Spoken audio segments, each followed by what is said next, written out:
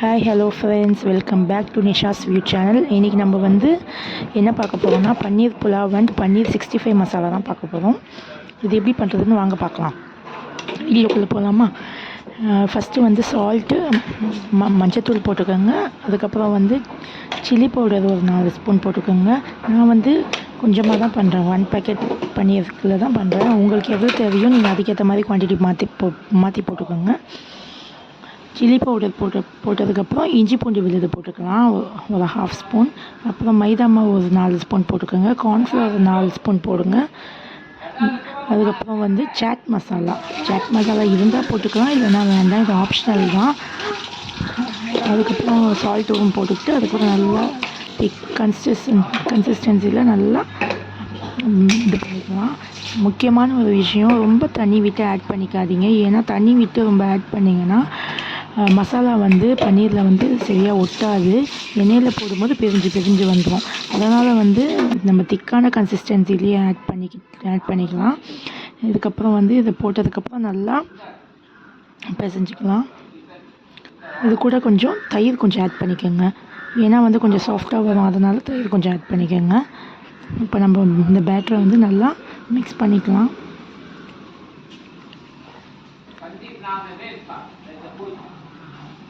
கொஞ்சமாக தண்ணி விட்டு மிக்ஸ் பண்ணிக்கலாம்.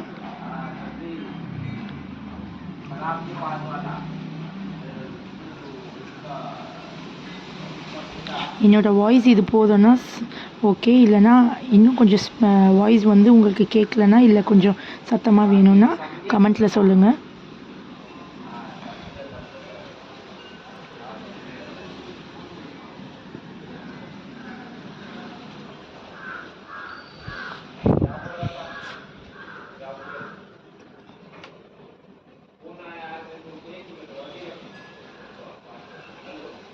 இப்போ பன்னீர் எல்லாத்தையும் போட்டு நல்லா மிக்ஸ் பண்ணிக்கலாம். பன்னீர் ஃபுல்லாக படுற மாதிரி நல்லா மிக்ஸ் பண்ணிக்கோங்க.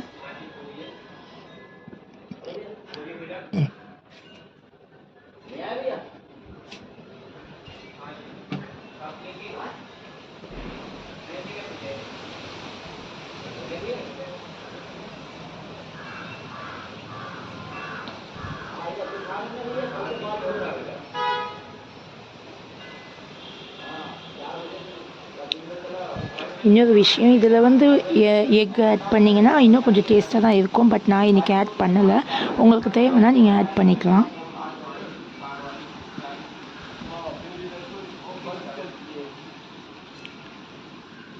ஆக்சுவலாக நம்ம சிக்கனுக்கெலாம் எப்படி நம்ம 65 மசாலா போடுவோமோ அதே மாதிரி தான், அதே ப்ராசஸில் தான் இப்போ நானும் போட்டிருக்கேன். இதே மாதிரி நீங்களும் ட்ரை பண்ணுங்கள். அடுத்து இப்போது புலாவுக்கு பார்த்துடலாமா? ஆக்சுவலி அது ஒரு 1 hour மேரினேட் ஆகட்டும். நெக்ஸ்ட்டு புலாவ் பண்ணுறதுக்கு ரெடி பண்ணிக்கலாம். ஃபஸ்ட்டு அதுக்கு ஒரு பேன் வச்சுக்கோங்க. பேன் சூடானதும் எண்ணெய் ஊற்றிக்கலாம்.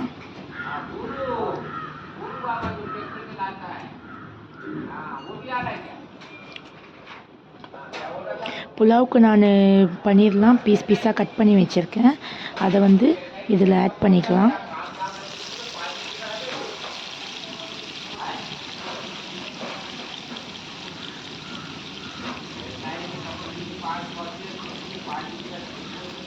போட்டோனையும் மிக்ஸ் பண்ணாதீங்க, ஏன்னா பன்னீர் உடஞ்சி வந்துடும். இப்போ பார்க்க கொஞ்சம் அழகாக இருக்காது. போட்டு கொஞ்சம் நேரம் ஆனதும் ஒரு 1 minute கழித்து ஒன்று தனித்தனியாக பிரித்து விடுங்க. பிரித்து விட்டு நல்லா வேகட்டும், நல்லா பொன்னிறமாக ஆகட்டும். பொன்னிறமாக ஆனதுக்கப்புறம் நம்ம இதை திருப்பி போட்டுக்கலாம்.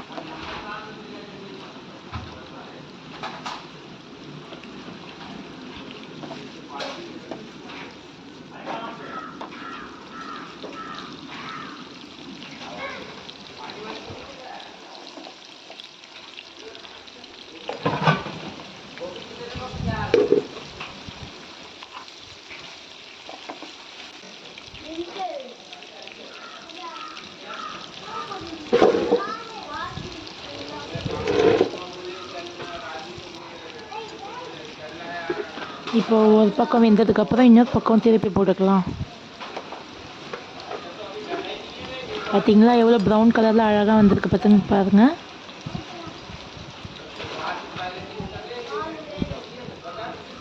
2 பக்கம் வேக வச்சுக்கிட்டால் மட்டும் போதும்.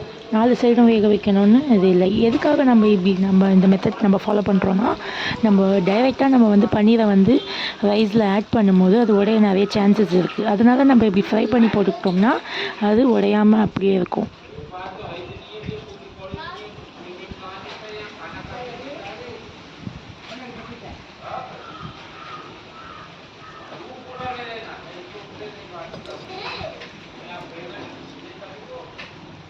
பார்த்தீங்களா, நல்லா ப்ரௌன் கலரில் நல்லா ஃப்ரை ஆகி வந்திருக்கு. பார்க்கவே எவ்வளோ அழகாக இருக்குது பார்த்தீங்களா.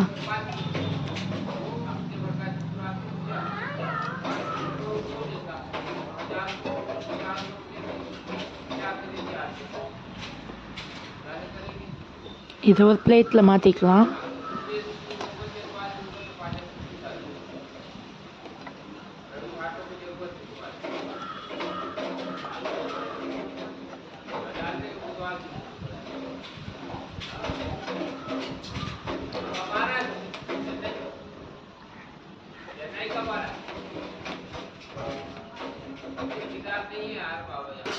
இப்போ வந்து நம்ம புலாவுக்கு ரெடி பண்ணிக்கலாம். ஃபஸ்ட்டு வந்து ஒரு பேன் வச்சுக்கலாம். நான் வந்து இன்றைக்கி குக்கரில் பண்ண போகிறது இல்லை. ஏன்னா குக்கரை விட நம்ம வந்து இப்படி தம் போட்டு பண்ணால் தான் நமக்கு வந்து ரொம்ப டேஸ்ட்டாக இருக்கும். ஸோ நீங்கள் குக்கரில் வேணும்னாலும் இதே மெத்தடில் ஃபாலோ பண்ணி செஞ்சுக்கோங்க. எண்ணெய் விட்டுக்கலாம்.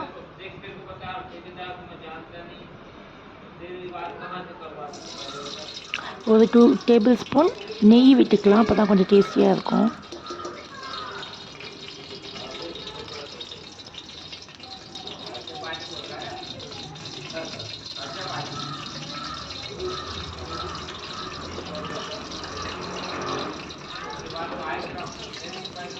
எண்ணெய் நல்லா சூடானதும் 2 பீஸ் பட்டை, 3 கிராம்பு, ஒரு ஏலக்காய் போட்டுக்கோங்க. அதுக்கப்புறம் ஒரு பிரிஞ்சி இலை ஒன்று போட்டுக்கலாம்.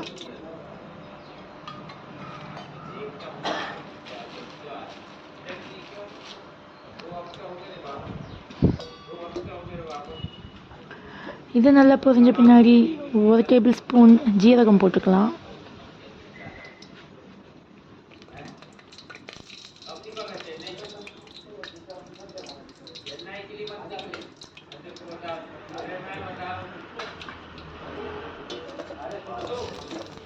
சீரகம் நல்லா பொரிஞ்சிருக்கும்.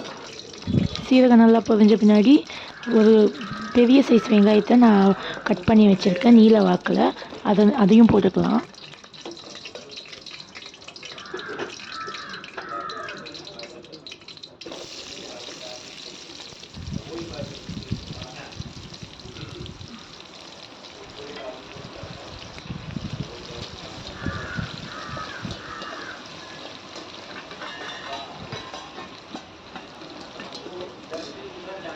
வெங்காயத்தை வந்து நல்லா வதக்கிக்கலாம்.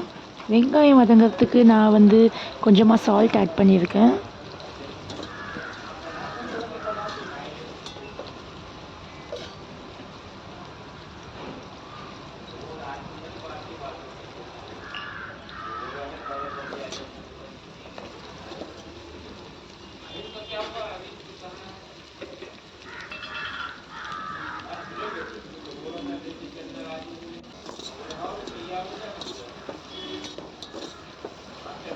இப்போ இதை வந்து நல்லா வதக்கிக்கோங்க. ரொம்ப வதங்கணும்னு அவசியம் இல்லை, நார்மலாக வதங்கினா போதும். ஏன்னா நம்ம வந்து புலாவ் தான் செய்ய போகிறோம். இந்த புலாவுக்கு வந்து வெங்காயம் வந்து ரொம்ப வதங்கணும்னு அவசியம் கிடையாது. மீடியமாக வதங்கினாலே போதும். ஆயில் தேவைன்னா இன்னும் கொஞ்சம் ஊற்றிக்கலாம்.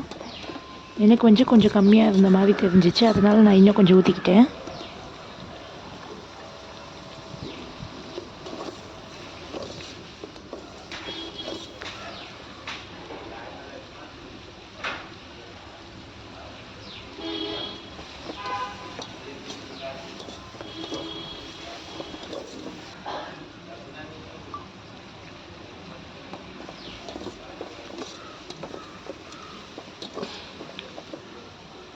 நம்ம வீடியோ பிடிச்சிருந்தா மறக்காமல் லைக் பண்ணுங்கள், சப்ஸ்கிரைப் பண்ணுங்கள், கமெண்ட் பண்ணுங்கள், உங்கள் ஃப்ரெண்ட்ஸ் அண்ட் ஃபேமிலிக்கு ஷேர் பண்ணுங்கள். மறக்காமல் ஏதாச்சும் வீடியோவில் குறை இருந்தாலும் மன்னிச்சுக்கோங்க. வேறு ஏதாச்சும் சொல்லணும்னு நினச்சாலும் கமெண்ட் செக்ஷனில் சொல்லுங்கள், நான் வந்து மாற்றிக்கிறேன்.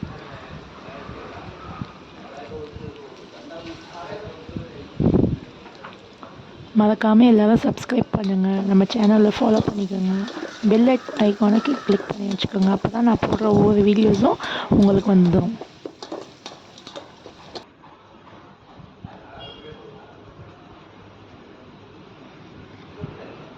இப்போ வந்து நல்லா வெங்காயம் வந்து நல்லா வதங்கிடுச்சு.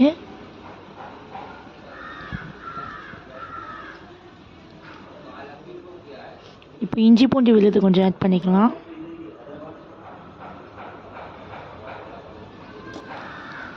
ஒரு ஸ்பூன் ஆட் பண்ணால் போதும், ரொம்பவும் போடக்கூடாது.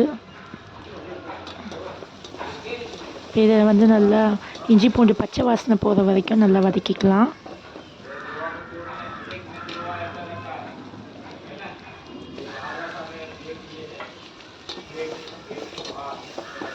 இப்போ வந்து ஒரு 10 அளவு முந்திரி எடுத்திருக்கேன், அதை போட்டுக்கலாம். புலாவுக்கு கண்டிப்பாக நம்ம வந்து முந்திரி ஆட் பண்ணணும், அப்போ தான் அது வந்து ரொம்ப டேஸ்ட்டாக இருக்கும், ஹோட்டலில் செய்கிற மாதிரி இருக்கும். இப்போ ஒரு மீடியம் சைஸில் ஒரு சின்ன சைஸ் தக்காளியை வந்து நான் கட் பண்ணி வச்சுருக்கேன், அதையும் ஆட் பண்ணிக்கலாம். புலாவில் தக்காளி போடலனாலும் பிரச்சனை இல்லை, நான் கொஞ்சம் டேஸ்ட்டுக்காக ஆட் பண்ணியிருக்கேன். உங்களுக்கு வேண்டாம்னா நீங்கள் ஸ்கிப் பண்ணிக்கலாம்.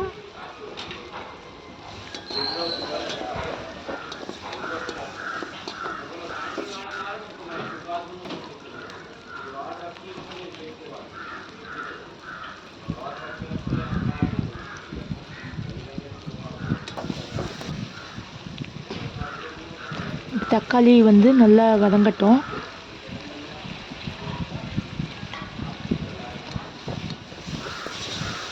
தக்காளி நல்லா வதங்கிடுச்சு பார்த்திங்களா. இப்போ தக்காளி நல்லா வதங்கினதுக்கப்புறம் நம்ம கொஞ்சம் புதினா கொத்தமல்லி வந்து கட் பண்ணி கழுவி வச்சுருக்கேன், அதை இதில் ஆட் பண்ணிக்கலாம். அப்புறம் ஒரு 4-5 பச்சை மிளகா வந்து வச்சுருக்கேன், அதையும் இதில் வந்து ஆட் பண்ணிக்கலாம்.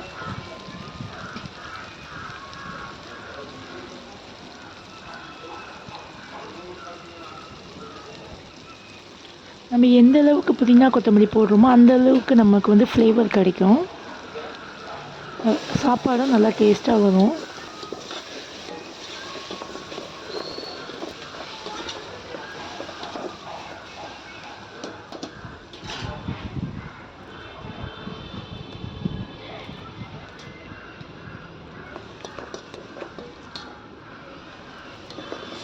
இப்போ கொஞ்சமாக ஒரு 1/2 ஸ்பூன் அளவுக்கு கரம் மசாலா போட்டுக்கலாம்.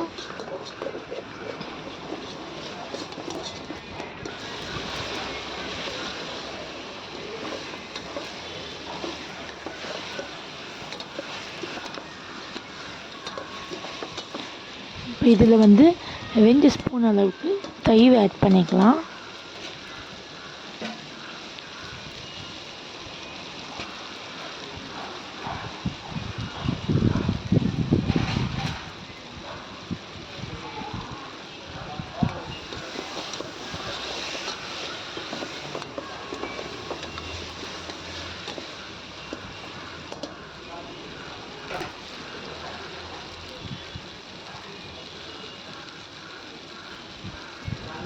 தயிர் ஆட் பண்ணதுக்கப்புறம் நல்லா வந்து கிளறி கொடுத்துக்கோங்க.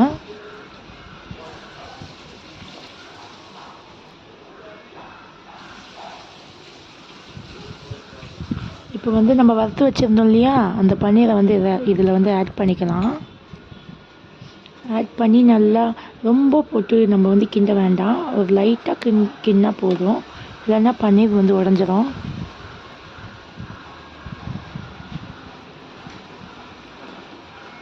இப்போ நான் வந்து இதுக்கு வந்து 1.25 அளவுக்கு டம்ளருக்கு பாஸ்மதி ரைஸ் வந்து எடுத்து வச்சுருக்கேன்.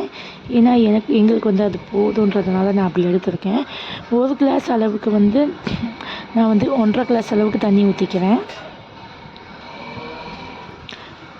1/4 கப் அரிசிக்கு வந்து 1/4 கப் அளவுக்கு தண்ணியும், அதுக்கப்புறம் வந்து இன்னும் அதோட கொஞ்சம் குறைவாக கொஞ்சம் தண்ணி ஊற்றிக்கிங்க. 1 கப் ரைஸ்க்கு 1.5 கப் ரைஸ், அந்த அளவுக்கு நீங்கள் கணக்கு பண்ணிக்குவீங்க.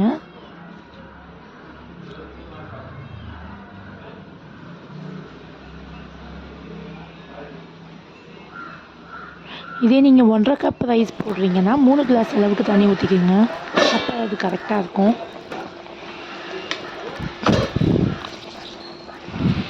இன்னொரு விஷயம், இப்போ நம்ம வந்து பேக்கெட்டில் வந்து பாஸ்மதி ரைஸ் வாங்குவோம்.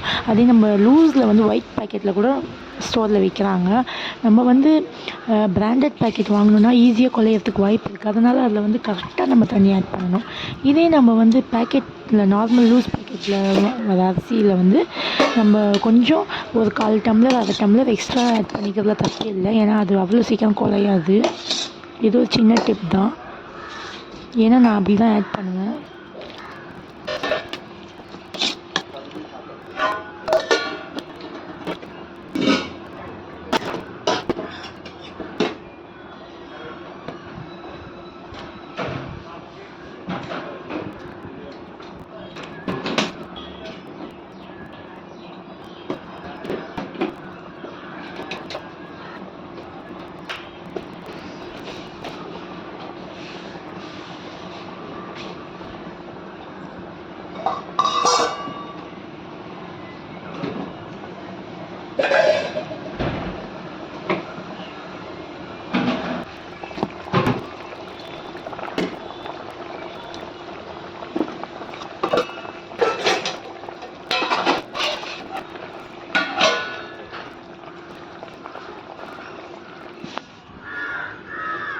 பார்த்தீங்களா, தண்ணி வந்து நல்லா கொதிச்சு வந்துருச்சு. இப்போ வந்து நல்லா கொதிச்சு வந்து லைட்டாக கிண்டி கொடுத்துக்கலாம்.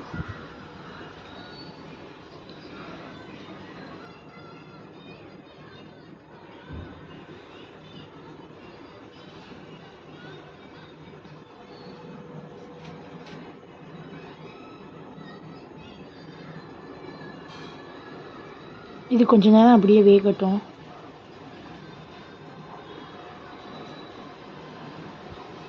அவ்வளோதான், நம்மளுடைய பன்னீர் புலாவ் சூப்பராக தயாராகிடுச்சு பாருங்கள்.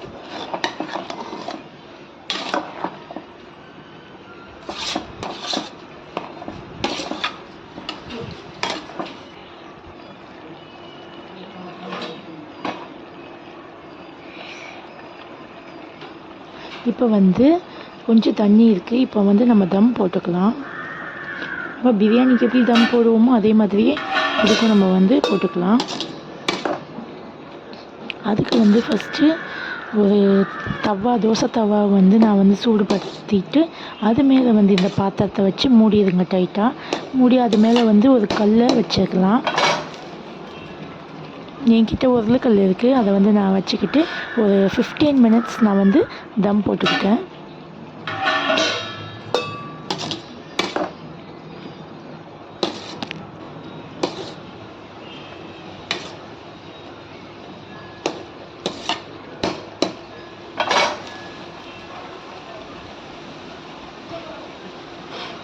ஒரு 15 மினிட்ஸ் தம் போட்டதுக்கப்புறம் எப்படி இருக்குன்னு நம்ம வந்து பார்க்கலாம். இப்போ வந்து நம்ம மசாலா ஊறிட்டுருக்குல்ல பன்னீர் 65க்கு, அது வந்து ஒரு 1 ஹவர் கழித்து இப்போ நம்ம அதை வந்து பொரிச்சு எடுத்துக்கலாம். அதுக்கு எண்ணெய் வந்து நல்லா சூடாகட்டும்.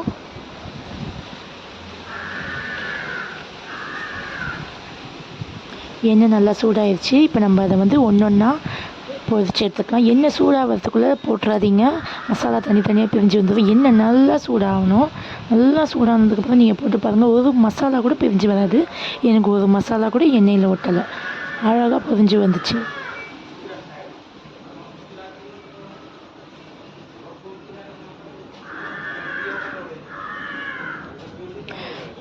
இது பன்னீருங்கிறதுனால நம்ம ரொம்ப நேரம் வேக வைக்கக்கூடாது. ஏன்னா பன்னீர் ரொம்ப நேரம் வெந்தால் ஹார்டாகிடும்.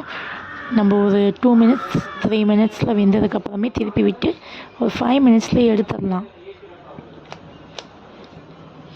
நமக்கு மசாலாவும் கிறிஸ்பியாக வரும், உள்ள பன்னீரும் சாஃப்டாக இருக்கும்.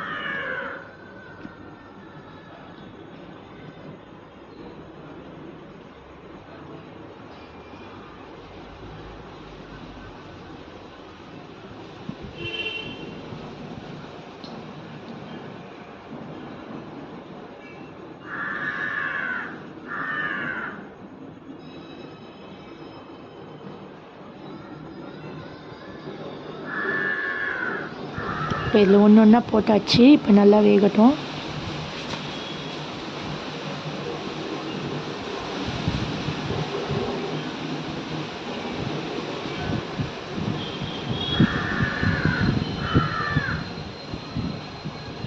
பக்கம் நல்லா வெந்ததுக்கப்புறம் மறுபக்கத்துக்கு திருப்பி விட்டுக்கலாம்.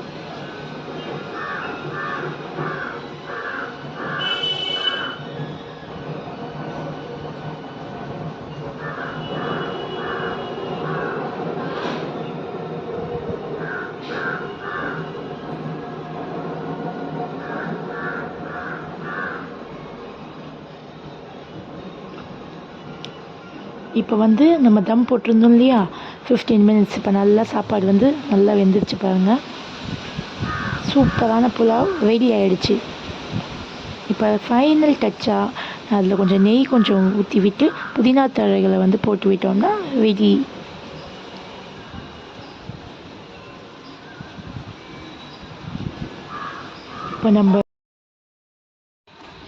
இப்போ பாருங்கள் நல்லா ஃப்ரை ஆகி வருது பாருங்கள்.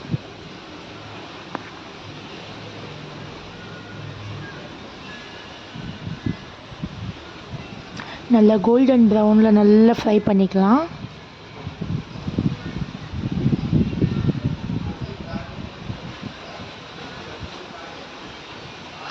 நம்ம இதுக்கு மீடியம் ஸ்பீடில் வச்சே ஃப்ரை பண்ணலாம். ரொம்ப சிம்மில் வச்சா ரொம்ப வெந்துடும். மீடியமில் வச்சே நல்லா ஃப்ரை பண்ணிக்கோங்க.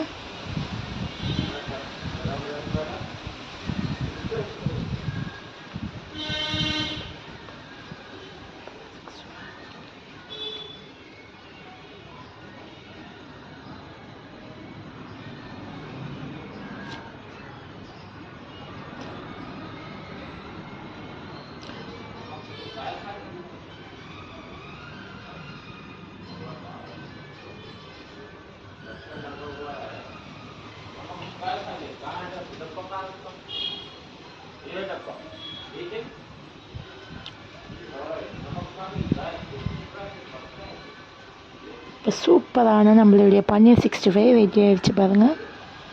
இப்போ வந்து ஒரு பாத்திரத்தில் மாற்றிக்கலாம்.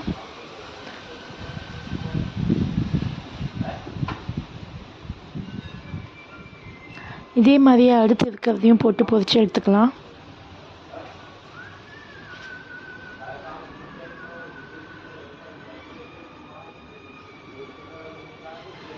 அவ்வளோதான், நம்மளுடைய புலாவும் 65யும் சூப்பராக தயாராகிடுச்சு.